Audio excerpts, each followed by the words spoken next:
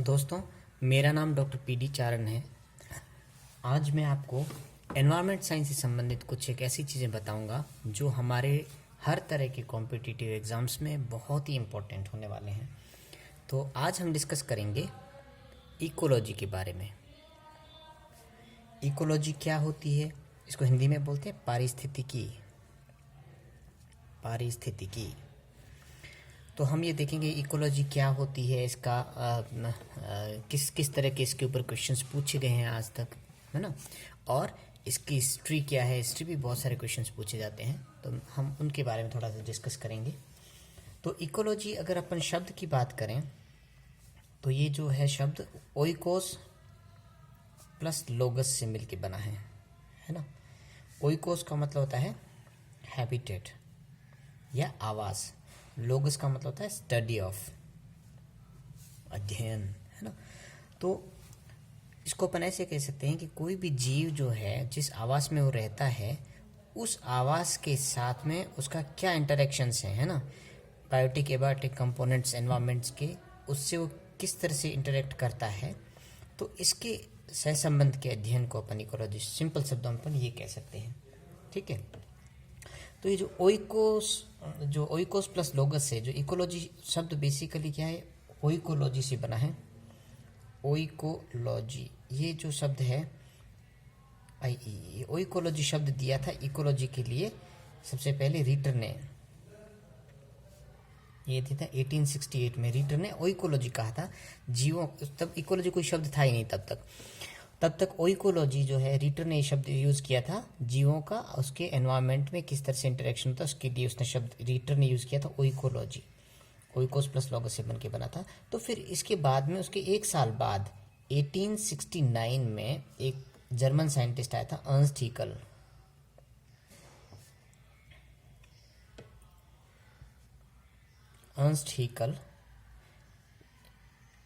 Haeckel. ये Haeckel भी लिखा होता है। इसने सबसे पहले इकोलॉजी शब्द दिया था। तो अगर अपने प्रश्न में कोई पूछे कि इकोलॉजी शब्द की परिभाषा या इकोलॉजी शब्द किसने कॉइंड किया था, सबसे पहले किसने शब्द दिया था इकोलॉजी, तो अपने को ये याद रखना, अर्नस्ट हीकल ने सबसे पहले इकोलॉजी शब्द दिया था। तो उसने इकोलॉजी की परिभाषा, अर्नस्ट हीकल ने क्या कहा था? अर्नस्ट हीकल ने कहा था कि the knowledge of some of the relations of organisms to the surrounding outer world, to organic and inorganic conditions of existence। तो सबसे पहले उसने क्या कहा था हीकल ने कहा था कि जीवों का समस्त कार्बनिक और अकार्बनिक अवस्थाओं सहित उनके चारों ओर के पर्यावरण के साथ सह संबंध का संपूर्ण ज्ञान जो होता है वो इकोलॉजी कहलाता है। तो ये अर्नस्ट हीकल ने सबसे पहले इकोलॉजी की परिभाषा भी दी, और इकोलॉजी शब्द जो है पॉइंट सबसे पहले अर्नस्ट हीकल ने करा था, ठीक है। तो अपने को ये याद रखना है, ठीक है। उसके बाद में अपन इस थोड़ी सी ब्रीफ हिस्ट्री में आपको इकोलॉजी की बताऊंगा कि इकोलॉजी पे किस किस तरह के क्वेश्चंस पूछे हुए हैं और क्या क्या इस पे और पूछे जा सकते हैं, ठीक है। तो हम थोड़ी सी आपको इकोलॉजी की हिस्ट्री से अपन शुरू करते हैं। तो अपन इसकी हायरकी से ऐसे लेते हैं। सबसे पहले 1632 से 1723 इस टाइम के बीच में एक वैज्ञानिक आया था। उस वैज्ञानिक का नाम था एंटोनी वॉन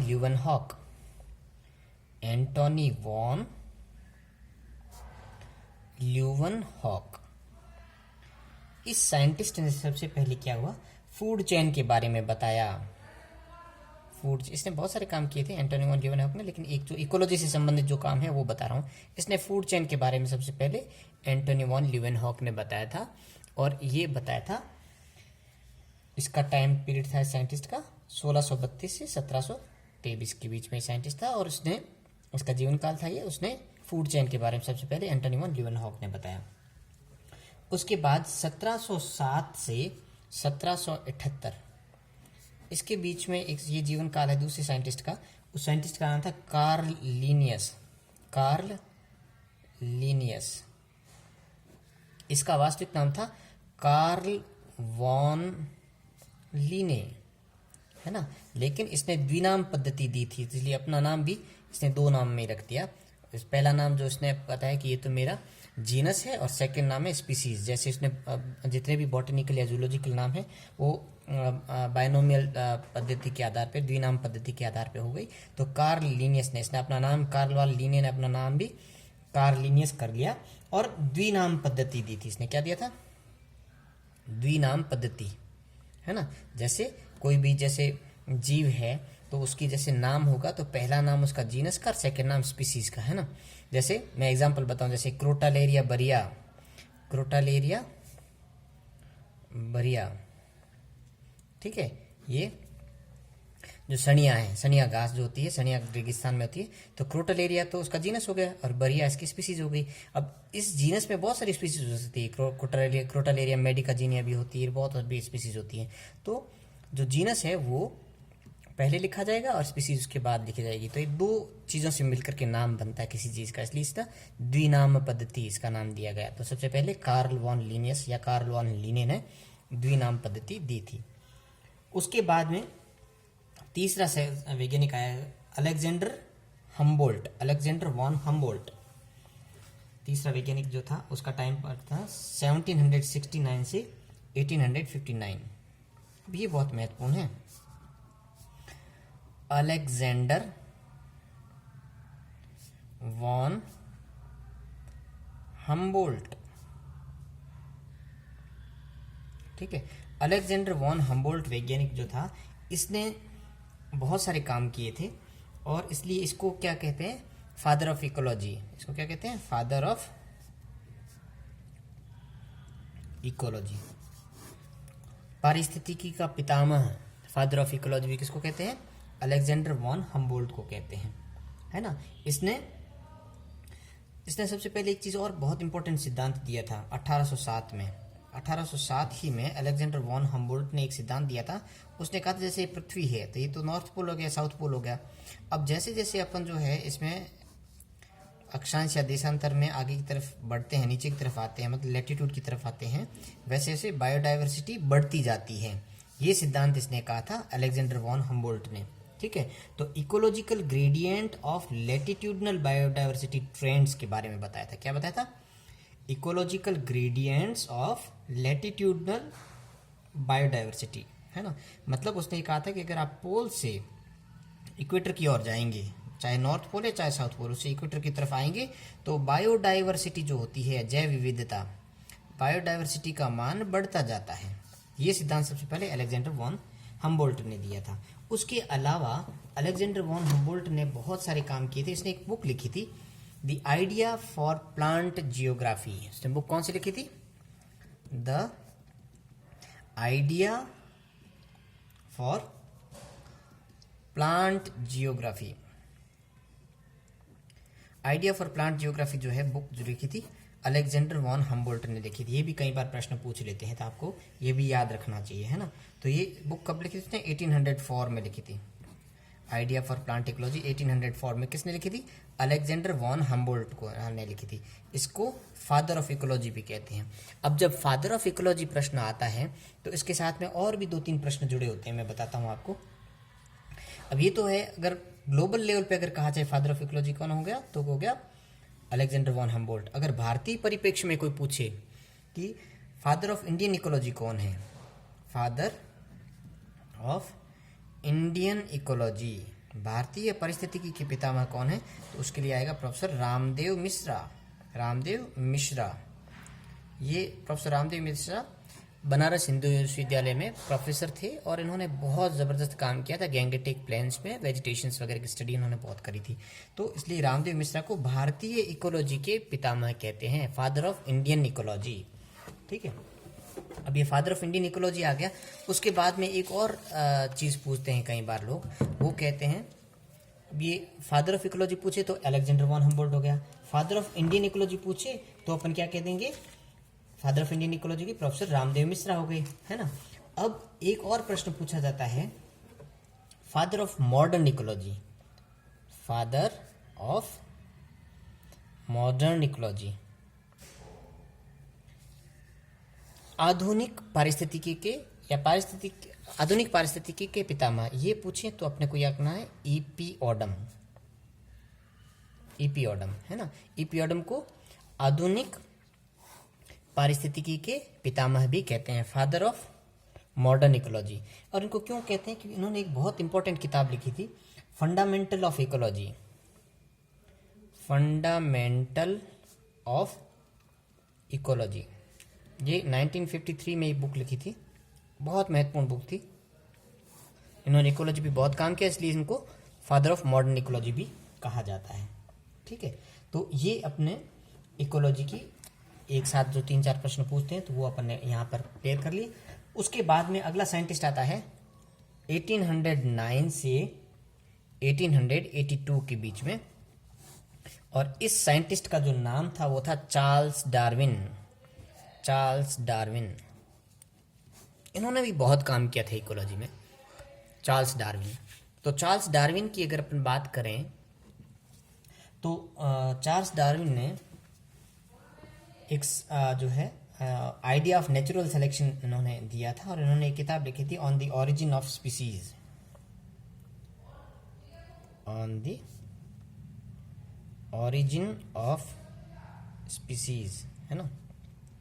तो ओरिजिन ऑफ स्पीसीज बुक किसने लिखी थी? चार्ल्स डार्विन ने लिखी थी, है ना। और चार्ल्स डार्विन ने एक और महत्वपूर्ण काम, इन्होंने एक शब्द जो दिया था वो था जो दिया survival of fittest, survival of fittest, योग्यतम की उत्तरजीविता। ये उन्होंने अपने एक बुक के अंदर ये शब्द उन्होंने मात्र लिख के दिया था, लेकिन सर्वाइवल ऑफ फिटेस्ट का जो सिद्धांत किसने दिया, अगर ऐसे प्रश्न पूछा जाए तो उसका जो आंसर होगा स्पेंसर होगा, है ना। स्पेंसर ने दिया था, हर्बर्ट स्पेंसर ने सर्वाइवल ऑफ फिटेस्ट की थ्योरी दी थी, वो हर्बर्ट स्पेंसर ने दी थी, लेकिन सबसे पहले यूज किया था चार्ल्स डार्विन ने। तो ये बहुत आपको ध्यान रखना है, इसमें बहुत सारे प्रश्न पूछे जाते हैं। ठीक है, तो चार्ल्स डार्विन की अगर अपन बात करें तो evolution bye means of natural selection सिद्धांत के प्रणेता थे। इन्होंने क्या कहा था? Evolution bye means of natural selection, है ना, कि जो इवोल्यूशन होगा, नई चीजें, नई उद्भवन होगा स्पीसीज का, तो वो जो है नेचुरल सिलेक्शन की इन्फ्लुएंस में ही होगा, है ना। ये जो सिद्धांत है चार्ल्स डार्विन ने दिया था। इन्होंने एक और काम किया था, सॉइल की इकोलॉजी, सॉइल की जो इकोलॉजिकल स्टडी जो है, इकोलॉजिकल स्टडी, सॉइल की इकोलॉजिकल स्टडी पे भी बहुत ज़्यादा काम किया था चार्ल्स डार्विन ने। अब ये तो इतने महत्वपूर्ण काम नहीं थे। चार्ल्स डार्विन ने जो प्रश्न पूछे जाते हैं इसके ऊपर, वो प्रश्न मैं आपसे ज़रूर डिस्कस करना चाहूँगा। चार्ल्स डार्विन ने एक अपनी यात्रा करी थी, वो पूरे विश्व का जो पूरा जैसे ग्लोब है, तो ग्लोब से उसने क्या पूरे ग्लोब की परिक्रमा करी थी जहाज में बैठ करके। तो जिस जहाज में उन्होंने बैठ करके यात्रा करी थी उस जहाज का नाम था बीगल। ये प्रश्न पूछा है ना। तो चार्ल्स डार्विन ने किस जहाज से यात्रा करी थी? बीगल नाम के जहाज से यात्रा करी थी। और ये कहाँ से यात्रा शुरू करी थी, ये भी एक प्रश्न पूछे जाते हैं। एक तो जहाज का नाम तो था बीगल। कब करी थी? इन्होंने 27 दिसंबर 1831 में अपनी यात्रा शुरू करी थी। यात्रा शुरू करी थी बीगल नाम के जहाज से। अब प्रश्न पूछते हैं कि कहाँ से शुरू करी थी, तो ये एक जगह है प्लाईमाउथ साउंड। प्लाईमाउथ साउंड कहाँ है? इसको सिंपली भाषा में साउंड भी कह देते हैं कि शहर का नाम है प्लाईमाउथ साउंड, या साउंड एक शहर का नाम है। ये इंग्लिश चैनल के पास एक बे है। इंग्लिश चैनल जो है, इंग्लिश चैनल के पास एक खाड़ी है, उस बे के पास बसा हुआ छोटा सा शहर है जिसका नाम है प्लाईमाउथ साउंड। उस जगह से चार्ल्स डार्विन ने बीगल नाम के जहाज के अंदर बैठ करके यात्रा करी थी। और उस यात्रा के दौरान उन्होंने अपने पूरे वृतांत लिखे थे, पूरे जीवन में जहाँ जहाँ वो पूरे टाइम उन्होंने पूरे विश्व का परिभ्रमण किया। तो उन्होंने उस फेमस एक्सपीडिशन के अंतर्गत उन्होंने बहुत सारी जगह गए और वहाँ की प्लांट्स और एनिमल्स की स्टडी करके उन्होंने बहुत विस्तृत वर्णन को एक अपनी बुक में लिखा था। और उस बुक जो उन्होंने लिखी थी उसका नाम था naturalistic voyage round the world. Naturalistic voyage round the world. Voyage का मतलब होता है यात्रा। तो प्राकृतिक रूप में पूरे वर्ल्ड की जो यात्रा करी थी उस वृतांत को उन्होंने जो लिखा था, उस टाइटल इसका ये था, और उसको एक बुक के फॉर्मेट में उन्होंने लिखा था। ठीक है, और जर्नल एंड रिमार्क के रूप में 1839 में ये काम जर्नल एंड रिमार्क के रूप में प्रकाशित हुआ था। ठीक है। उसके बाद में इन्होंने 1859 में ही चार्ल्स डार्विन ने ही 1859 में, जो मैंने अभी आपको बताया कि जो इन्होंने एक पुस्तक लिखी थी on the origin of species, है ना, ये नेचुरल सिलेक्शन बेस्ड पुस्तक थी। तो वो पुस्तक कब लिखी थी उन्होंने? 1859 में चार्ल्स डार्विन ने लिखी थी। ठीक है, तो ये चार्ल्स डार्विन के ऊपर कुछ के क्वेश्चंस आते हैं।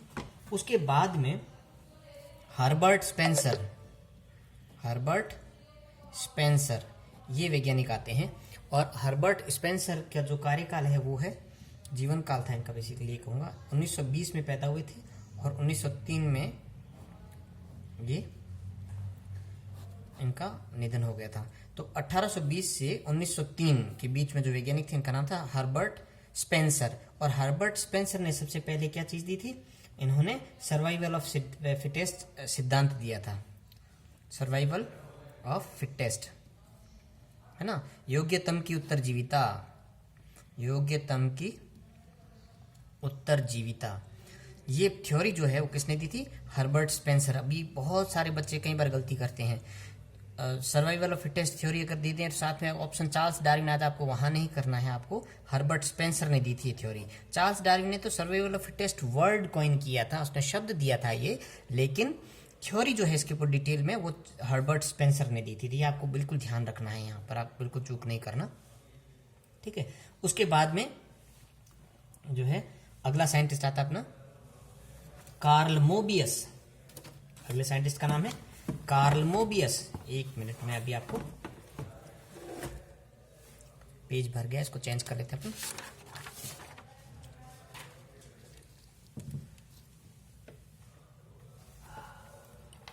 चार्जर लगा दो एक बार।